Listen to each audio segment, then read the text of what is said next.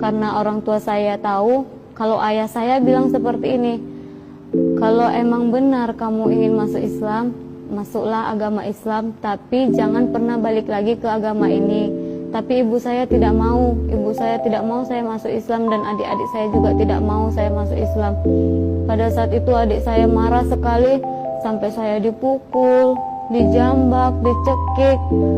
Akhirnya ibu saya bilang seperti ini, kalau kamu benar-benar mau masuk Islam, kamu harus buat surat perjanjian bahwasanya kamu sudah mati dalam keluarga ini. Karena saya malu menanggung keluarga yang dianya tidak kuat dengan agamanya, malu sekali dengan masyarakat di sini. Karena kebetulan ibu saya aktivis gereja dan saya juga aktivis gereja, jadi ibu saya merasa itu adalah beban yang berat sekali. Karena di dalam organisasi Kristen itu, jikalau ada satu orang dalam keluarga itu yang masuk Islam, maka keluarga itu akan diasingkan. Tapi saya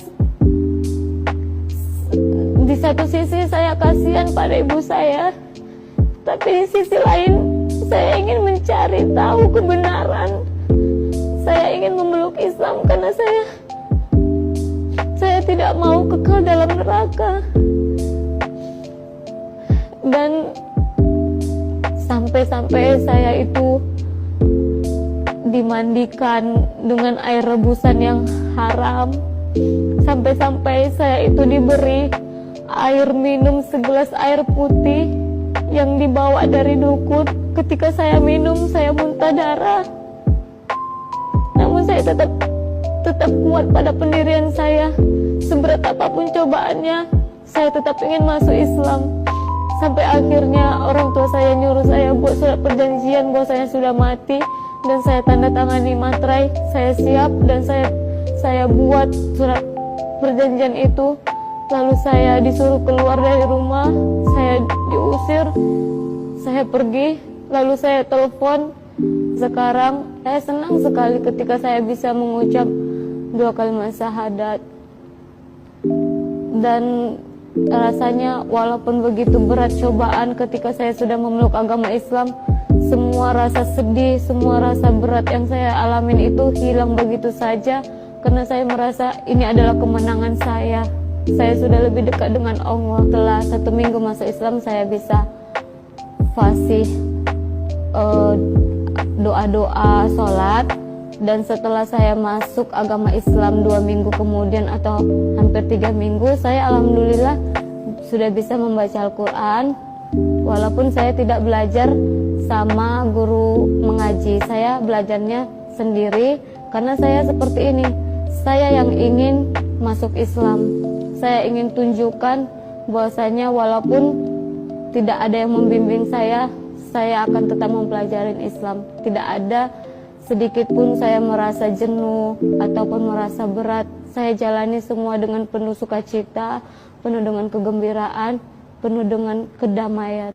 Tujuan saya untuk belajar di pesantren An-Naba adalah saya ingin mengajak keluarga saya seluruhnya memeluk agama Islam seperti saya.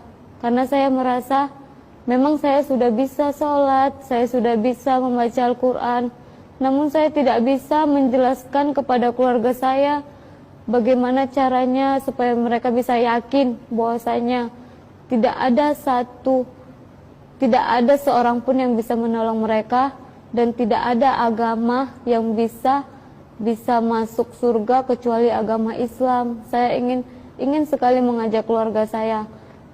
Jadi saya mencari tahu pesantren mana yang bisa saya datangin, tempat pesantren mana yang bisa tempat saya belajar.